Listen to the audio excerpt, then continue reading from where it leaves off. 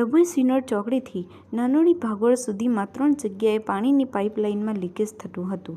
Leakage repairing કર્યા પછી માટીના કપચીના ઢગલા ત્યાં જ મૂકી રાખવામાં આવ્યા છે, જેના કારણે સ્ટેચ્યુ ઓફ યુનિટી જતા વાહન ચાલકોને મુશ્કેલીનો સામનો કરવો પડી રહ્યો છે. ડભોઈ નગરપાલિકા ક્યારે આ ઢગલા હટાવશે અને લોકોમાં રાહત થશે? સ્ટેચ્યુ ઓફ યુનિટી જવાના મુખ્ય માર્ગ પર મોટા ઢગલા જોવા મળી રહ્યા છે.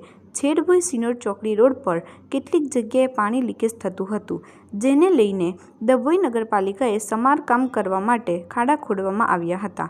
સમારકામ પતી ગયા પછી રેતી અને માટીના ઢગલા અને કપચીના ઢગલા રોડ પર જ જોવા મળી રહ્યા છે. સ્ટેચ્યુ ઓફ યુનિટી જતો મેઇન રોડ હોય અને અહીંથી કેટલાક વાહનો રોજના પસાર થતા હોય, વહેલી તકે ડભોઈ નગરપાલિકા ઢગલા હટાવે તેવી માંગ ઉઠવા પામી છે. રિપોર્ટર ફઝલ રઝાક ખત્રી, ગુજરાત અદ્ભુત ન્યૂઝ, ગુજરાતી.